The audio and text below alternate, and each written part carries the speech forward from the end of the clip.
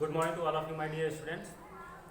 आज आपको क्लास 10 का मैथ का वही चैप्टर जो चल रहा था, तो इसके पहले थ्योरम बताए थे एक आपको, तो उस पर बेस्ड कुछ ये एक्सरसाइज है, ठीक है, वो चलते हैं। देखिए 7.4 क्वेश्चन नंबर 1 है।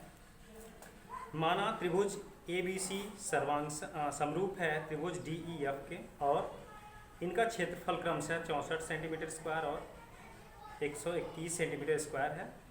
यदि ई एफ बराबर 15.4 सेंटीमीटर स्क्वायर, सेंटीमीटर स्क्वायर इसमें गलत दिया हुआ है, सेंटीमीटर है, वो तो बी सी की वैल्यू में पूछ रहा है, ठीक है। पहले दोनों फिगर आप बना लीजिए।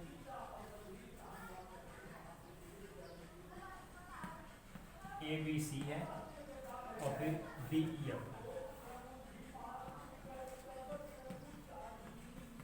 डी ई एफ, तो ये 15.4 है और ये पूछ रहा है, और इसकी एरिया जो है 64 सेंटीमीटर स्क्वायर है एरिया, और इसकी 121 सेंटीमीटर स्क्वायर है एरिया, ठीक है।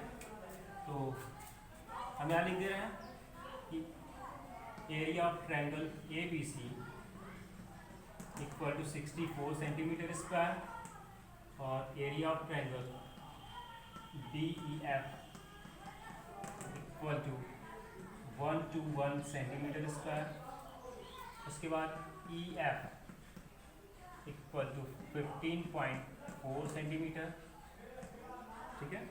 बी सी की वैल्यू पूछ रहा है और दिया क्या है, क्योंकि ट्रायंगल ए बी सी क्या है, सिमिलर है डी ई एफ के, ठीक है, सिमिलर है। उसके बाद देखिए, अभी इसके पहले थ्योरम क्या था, त्रिभुज के क्षेत्रफलों का जो अनुपात होता है उनके संगत भुजाओं के अनुपात के वर्गों के अनुपात के बराबर होता है।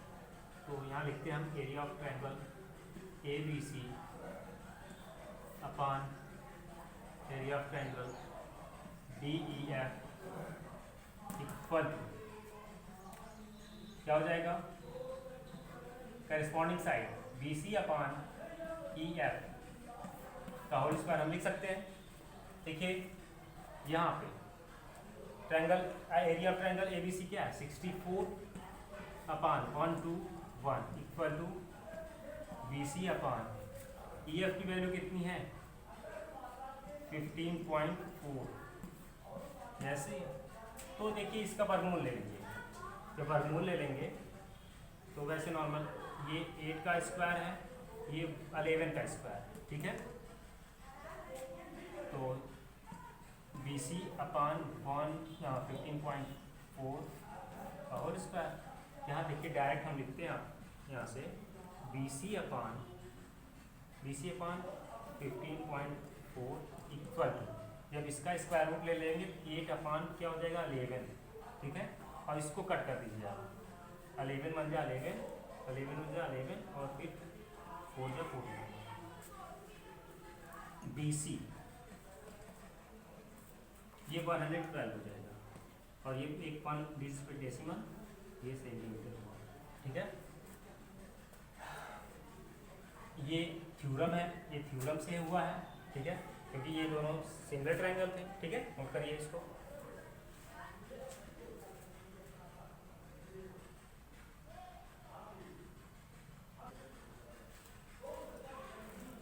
अगला क्वेश्चन है बच्चों, क्वेश्चन नंबर 2। एक समलंब चतुर्भुज ए बी सी डी में, जिसमें A B parallel C D है, मतलब ये ए बी सी डी समलंब चतुर्भुज है, ट्रेपेजियम है, A B parallel C D है, ठीक है, के विकर्ण परस्पर बिंदुओं पर प्रतिच्छेद करते हैं, और यदि कह रहा है कि यदि ए बी इक्वल टू 2CD है, ठीक है, फिर कह रहा है कि एरिया मतलब कि ट्रायंगल ए ओ बी और ट्रायंगल सी ओ डी के क्षेत्रफलों का अनुपात पूछ रहा है, ठीक है। चलिए, तो देखिए ए O B C O D, अब देखिए चूंकि ये दोनों क्या है, कैसे ट्रायंगल है, सिमिलर है, हाँ सिमिलर है, क्योंकि ये इसके बराबर हो जाएगा अध्याय का अंतर कोण, तो ये वाला इसके बराबर, ये वर्गीय कोण है, तो चूंकि क्या हो जाएगा, चूंकि triangle A O B similar है ट्रायंगल सी ओ डी, ठीक है, ये है, इसलिए क्या हो जाएगा, area triangle A O B upon area of triangle C O D equal to, अब A B upon C D, ठीक है, का होल स्क्वायर हो जाएगा। तो फिर ए बी की वैल्यू कितनी है, 2CD अपान सी डी, ठीक है, का होल स्क्वायर, ये कट जाएगा सी डी, तो कितना हो जाएगा 4/1, ठीक है। तो area of triangle A O B upon area of triangle C O D, ठीक है। तो area of triangle A O B ratio area of triangle C O D equal to 4:1, ठीक है, ये हो गया आपका, नोट कर लीजिए।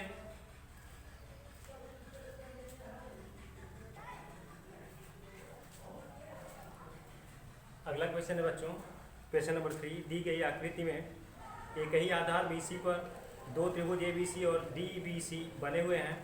यदि AD BC को बिंदु O पर प्रतिच्छेद करे तो दर्शाइए कि area of triangle ABC upon area of triangle DBC equal to AO upon DO, AO upon DO। चलिए, यहाँ पे जो दिया है फिगर, यहाँ पे हमने बनाया है जो फिगर दिया हुआ है, उसके बाद यहाँ पे लिखा है जो दिया हुआ है कि आकृति में एक ही आधार BC पर दो त्रिभुज ABC और DBC बने हैं और AD BC को बिंदु O पर प्रतिच्छेद करती है, ठीक है।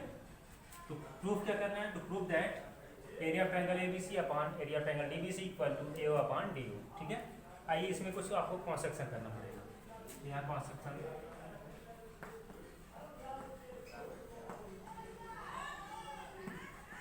ठीक है, कंस्ट्रक्शन क्या करना है कि हम यहाँ A से BC पर परपेंडिकुलर खींच रहे हैं, ये L मान पहले D मान ले रहे हैं और यहाँ सॉरी D है, L मान ले रहे हैं, फिर यहाँ से इस पे लंब खींच रहे हैं, इसको M मान ले रहे हैं, ठीक है। यहाँ देखिए कंस्ट्रक्शन में AL परपेंडिकुलर BC और DM परपेंडिकुलर BC खींचा, ठीक है, AL परपेंडिकुलर BC और DM परपेंडिकुलर BC खींचा। चलिए अब आप प्रूफ लिखिए, ठीक है, प्रूफ, यही दोनों ट्रायंगल देखिए AOL और DOM, AOL और ट्रायंगल DOM में, ठीक है। अब इसको आप क्या करिए, सिमिलर करिए, ठीक है। तो सिमिलर करने का मतलब देखिए, ये जो एंगल है इसके बराबर है बाई वर्टिकली अपोजिट एंगल, इसको 1, इसको 2 मान ले रहे हैं, और फिर ये जो चीज़ है ये 3 और ये हम 4 मान ले रहे हैं, ठीक है।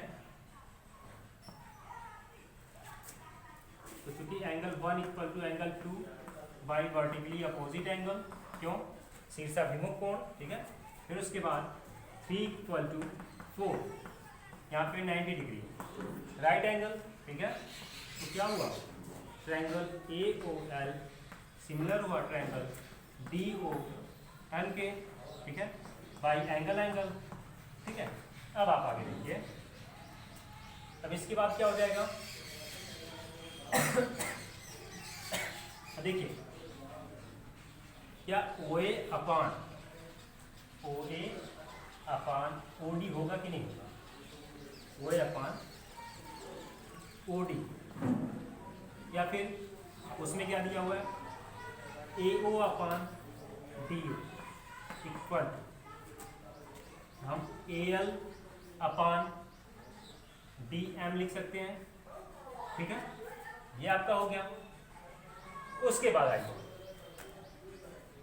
उसके बाद हम क्या लेते हैं, area of triangle A B C, फिर अपान, चलिए area of triangle A B C upon area of triangle इसका डी बी सी, ये लेते हैं। तो देखिए, तो त्रिभुज का नॉर्मली क्षेत्रफल क्या होता है कि आधार गुणे लंब बटा 2। तो ए बी सी में आधार बी सी है, बी सी इंटू जो ए एल है वो परपेंडिकुलर है अपान 2, फिर उसके बाद ये तो ए बी सी का हो गया। फिर डी बी सी का आप देखिए, डी बी सी का, डी बी सी, तो इसमें आधार क्या है, बी सी ही है, फिर इंटू परपेंडिकुलर लंब क्या है, डी एम है, अपान 2 हो जाएगा। ठीक है, तो ये 2 से 2 कैंसिल हो जाएगा और ये BC से BC कैंसिल हो जाएगा। ठीक है, अब यहाँ पे आप क्या लिख सकते हो, area of triangle A B C upon area of triangle D B C, ठीक है, equal to AL upon DM, ठीक है, AL अपान DM। तो यहाँ पे देखो, यहाँ पे हमने AL अपान DM को क्या, मैं क्या लिख सकता हूँ, क्या लिखिए, इसको मान लीजिए 1, क्या लिखिए, समीकरण 1 से, ठीक है, समीकरण 1 से area of triangle ABC upon area of triangle DBC equal to AO upon DO, ठीक है, यही क्या करना था आपको, यही प्रूफ करना था। ठीक है, जो कि ये प्रूफ करेगा। ठीक, नोट कर लीजिए इसको। ठीक,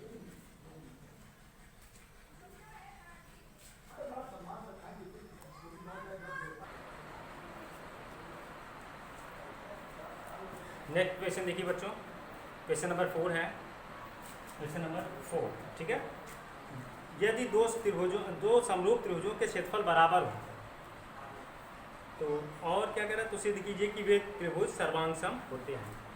ठीक है, देखिए आप, हमने त्रिभुज ए बी सी और पी क्यू आर दो त्रिभुज लिया है, दोनों उसमें क्या कहा है कि दोनों समरूप हैं, सिमिलर हैं। उसके बाद इनका एरिया जो है वो दोनों सेम है, एरिया दोनों का सेम है। तो जो जो दिया है वो हमने लिख दिया, गिवन दैट क्या है, area triangle A B C similar है पी क्यू आर के। फिर उसके बाद एरिया जो है ए बी सी का बराबर है एरिया किसके, पी क्यू आर के। ठीक है, इतना तो दिया है, वो लिखा हमने। और प्रूफ क्या करना है कि दोनों त्रिभुज क्या होंगे, वे सर्वांगसम होंगे। ठीक है, तो ये जब सर्वांगसम होंगे तो इसको हमने लिख दिया कि area triangle triangle A B C congruent है ट्रायंगल पी क्यू आर के। चलिए देखिए आगे प्रूफ में। ठीक है, तो देखिए जरा, जब ये दोनों आपस में बराबर हैं, ठीक है, तो area triangle A B C इनका रेशियो कितना हो जाएगा। ठीक है, इनका रेशियो कितना हो जाएगा, जब दोनों सेम है तो रेशियो 1 हो जाएगा। ठीक है, तो उसके बाद और थ्योरम से क्या हो जाएगा कि अगर दोनों त्रिभुज समरूप हैं तो उनके संगत भुजाओं के जो एरिया त्रिभुज के क्षेत्रफल का जो अनुपात होता है उनके संगत भुजाओं के वर्गों के अनुपात के बराबर होता है। तो देखिए हम क्या कर सकते हैं, A B upon P Q का whole square equal to B C upon Q R का whole square equal to A C upon P R का होल स्क्वायर इक्वल टू 1 होगा कि नहीं होगा यहाँ से। ठीक है, अब आप देखिए, या और करके हम बारी बारी से बराबर कर दें, A B upon P Q का होल स्क्वायर इक्वल टू 1। ठीक है, फिर B C upon Q R का होल स्क्वायर इक्वल टू 1, फिर उसके बाद A C upon P R का होल स्क्वायर इक्वल टू 1। ये हो गया। यहाँ से A B upon P Q equal to 1 हो जाएगा और B C upon Q R equal to 1 हो जाएगा, फिर ए C upon P R equal to 1 हो जाएगा। ठीक है, इसका जब स्क्वायर रूट ले लिए या वर्गांक वर्गमूल लेगा। तो यहाँ से ए बी इक्वल टू क्या हो जाएगा, पी क्यू, ठीक है, B C equal to Q R और A C equal to P R, ये हो गया। तो ज़रा आप ये बताइए, जब ए बी बराबर पी क्यू, बी सी बराबर क्यू आर, ए सी बराबर पी आर, तो क्या हो गया, जब त्रिभुज, एक त्रिभुज की तीनों भुजाएं दूसरे त्रिभुज की तीनों संगत भुजाओं के बराबर होती हैं, तो वो त्रिभुज कैसे होते हैं, सर्वांग सम होते हैं। तो अतः हम लिख सकते हैं, अतः क्या हुआ, triangle A B C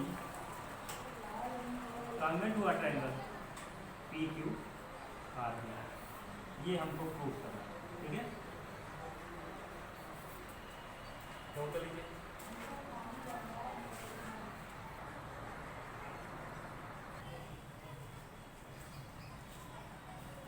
next question देखिए बच्चों, क्वेश्चन नंबर 5 है, एक त्रिभुज ए बी सी की भुजाओं ए बी बी सी और सी ए के मध्य बिंदु क्रमशः डी ई एफ हैं, और डी ई एफ और ए बी सी के क्षेत्रफलों का अनुपात ज्ञात करना है। चलिए देखते हैं।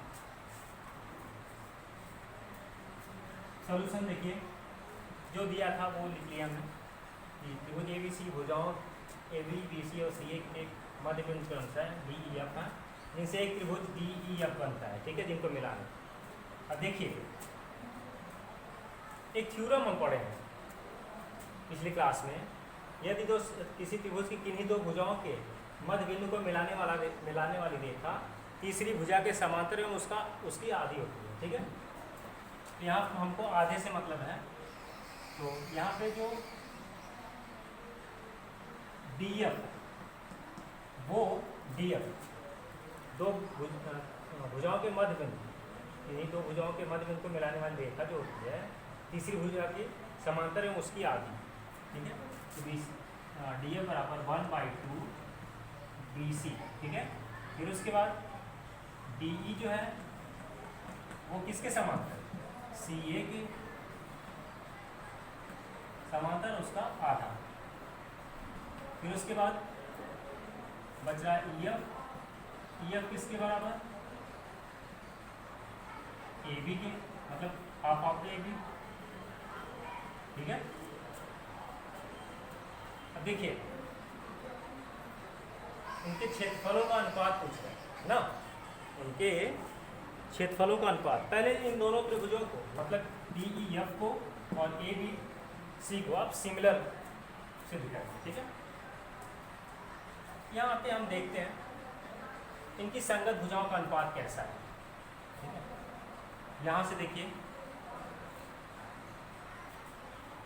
डी एफ का संगत क्या है, बी सी है, ई एफ डी ई का संगत ए सी ए है, और ई एफ का संगत ए बी है। चलिए यहाँ से देखिए, तो D F upon B C equal to 1/2, फिर देखिए D E upon C A equal to 1/2, उसके बाद E F upon A B equal to 1/2।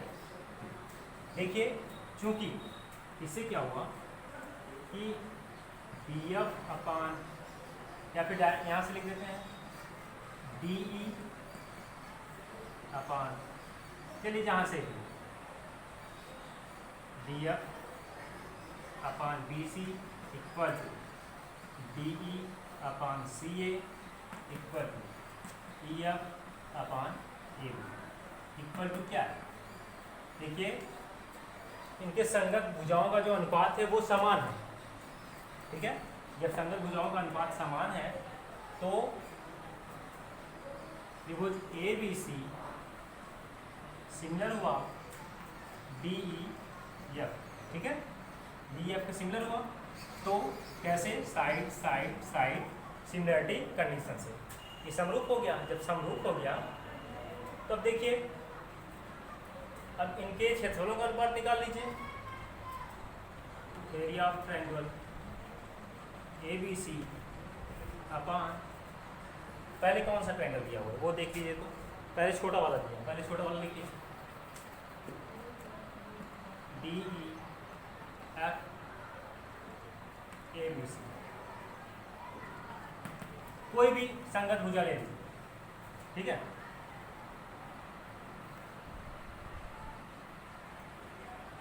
क्या हो जाएगा, डी एफ हम ले रहे हैं, डी एफ का संगत बी सी, ठीक है, D F upon B C. तो आप लिख क्या सकते, डी एफ के स्थान पे 1/2 B C upon D C, ठीक है। अब देखिए ये जो बी सी है वो कट जाएगा, सॉरी यहाँ पे इसका होल स्क्वायर, ठीक है, तो इसका भी होल स्क्वायर, ठीक है।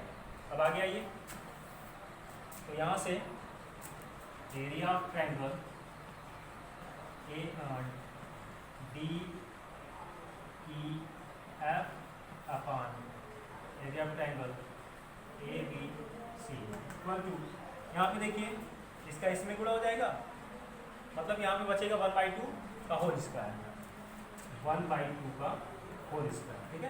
तो यहाँ पे क्या हो जाएगा, area of triangle D E F upon area of triangle A B C equal to 1/4, ठीक है। तो ऐसे area of triangle D E F ratio area of triangle A B C equal to 1/4, ठीक है। ये हो गया, ये आपका आंसर। ये पूछ रहा था क्या, रेशियो पूछ रहा था, तो इसको आप नोट कर लीजिए, ठीक, नोट कर लीजिए।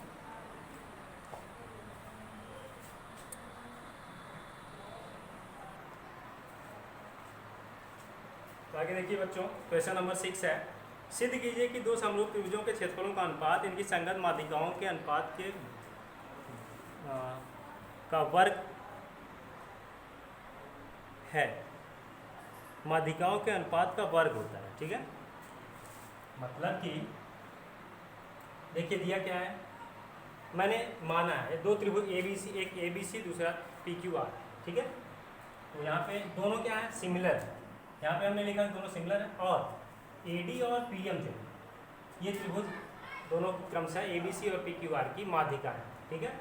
माध्यिका मतलब बी सी का माध्यबिंब डी, क्यू आर का माध्यबिंब एम, ये है। उसके बाद क्या है, area of triangle A B C upon area of triangle P Q R equal to, इनके माध्यिकाओं के वर्गों का अनुपात जो है वो बराबर है। चलिए यही सिद्ध करना हमको, ठीक है। आइए देखते हैं, चूंकि क्या ए बी सी सिमिलर है पी क्यू आर के, ये तो दिया हुआ है, इसलिए क्या हो जाएगा, angle A equal to P angle Q equal to क्या, क्यू इक्वल टू पहले sorry B equal to Q, फिर सी इक्वल टू आर, उसके बाद A B upon P Q equal to P C upon Q R equal to A C upon P R, ये भी हो जाएगा, ठीक है। अब आप देखिए, चूंकि बी सी का मध्यबिंदु डी है और फिर क्यू आर का मध्यबिंदु एम है, तो हम B D equal to C D लिख सकते हैं, और इसको Q M equal to M R लिख सकते हैं, और क्या लिख सकते हैं, B D equal to B C upon 2 लिख सकते हैं, और इसको Q M equal to Q R upon 2 लिख सकते हैं, या फिर 2 B D equal to B C लिख सकते हैं, 2 Q M equal to Q R लिख सकते हैं। तो देखिए यहाँ पे A B upon P Q, हम इसको ले रहे हैं इन दोनों, ठीक है। अब बी सी को हम लिख दे रहे हैं कि 2 B D upon Q R को 2 क्यू एम, ब्रैकेट में हम लिख दे रहे हैं कि B C equal to 2 B D and Q R equal to 2 Q M, क्योंकि देखिए बी सी का मध्यबिंदु डी है और क्यू आर का मध्यबिंदु एम है, ठीक है। अब देखिए आप यहाँ से A B upon P Q equal to B D upon Q M हो जाएगा। ये आप इसको मान लीजिए ये एक्सप्रेशन 1 कर दीजिए, नहीं तो चलिए 1 और ये 2, ठीक है। अब आइए आप ट्रायंगल ए बी डी और ट्रायंगल पी क्यू एम, ठीक है। देखिए चूंकि B equal to angle Q ये भी सिद्ध है, ठीक है। और फिर A B upon P Q equal to B D upon Q M ये भी सिद्ध, ठीक है। ठीक, अब आप ये बताइए कि triangle A B D similar होगा ट्रायंगल पी क्यू एम के by side angle side similarity condition से। ये क्या हुआ, सिमिलर हो गया ना। जब सिमिलर हो गया तो देखिए A B upon P Q equal to A D upon P M, ये होगा कि नहीं होगा, हो जाएगा, क्योंकि संगत भुजाओं का अनुपात क्या होता है, बराबर होता है। फिर आगे आप आइए,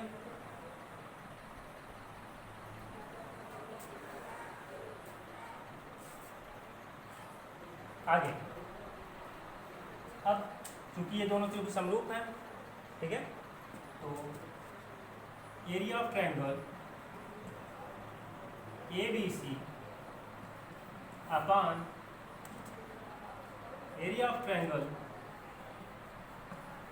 P Q R equal to हम A B upon P Q का होल स्क्वायर लिख सकते हैं, ठीक है। ये तो थ्योरम से। अब आप देखिए, अब A B upon P Q बराबर A D upon P M है, A D upon P M हम लिख सकते हैं, ठीक है। इसके स्थान पे का whole square area of triangle A B C upon area of triangle P Q R, ठीक है। क्या प्रूफ करना था, यही प्रूफ करना था ना। चलिए प्रूफ, ठीक है।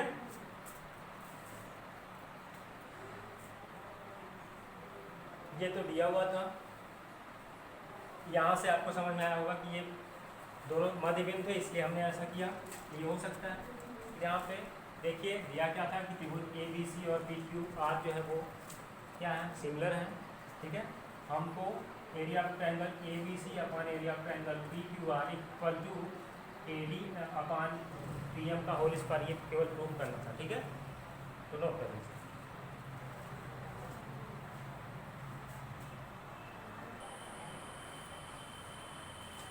तो आगे देखिए बच्चों, क्वेश्चन नंबर 7 है, सिद्ध कीजिए कि एक वर्ग की किसी भुजा पर बनाए गए समबाहु त्रिभुज का क्षेत्रफल उसी वर्ग के एक विकर्ण पर बनाए गए समबाहु त्रिभुज के क्षेत्रफल का आधा होता है। मतलब कि आइए देखिए, हमने एक त्रिभुज ए बी सी चतुर्भुज ए बी सी डी माना है, ठीक है। यहाँ पे ए बी सी डी एक वर्ग है, मतलब सभी भुजाएं समान लंबाई की हैं। तो उसकी एक भुजा पर एक समबाहु त्रिभुज बनाया गया, मतलब कि ए बी पर हमने ए बी पी बनाया है, और उसके एक विकर्ण पर बी डी मान लीजिए विकर्ण है, उस पर एक समबाहु त्रिभुज बनाते हैं, ठीक है। तो देखिए प्रूफ में माना वर्ग की भुजा बराबर ए हम ले रहे हैं, ए बी बराबर ए स्मॉल। देखिए तो विकर्ण क्या हो जाएगा, देखिए वैसे नॉर्मली हम आपको इधर बता रहे हैं, तो ये जब 90 डिग्री होगा, ठीक है, ये है तो ये भी ये हो जाएगा। तो यहाँ पे ये आधार हुआ, ये लंब हुआ, ये कर्ण हो गया, तो यहाँ इसका स्क्वायर बराबर इसका स्क्वायर प्लस इसका स्क्वायर। तो ये अगर बी डी है, बी डी का स्क्वायर इक्वल टू ए का स्क्वायर प्लस ए का स्क्वायर, ठीक है। यहाँ पे, तो ये हो जाएगा 2a का स्क्वायर। अगर आप बी डी अगर निकालना है तो a अंडर रूट 2 हो जाएगा। ठीक है, वही हमने इधर लिखा हुआ। ठीक, अब आप आगे देखिए, चूँकि देखिए त्रिभुज ए बी बी और त्रिभुज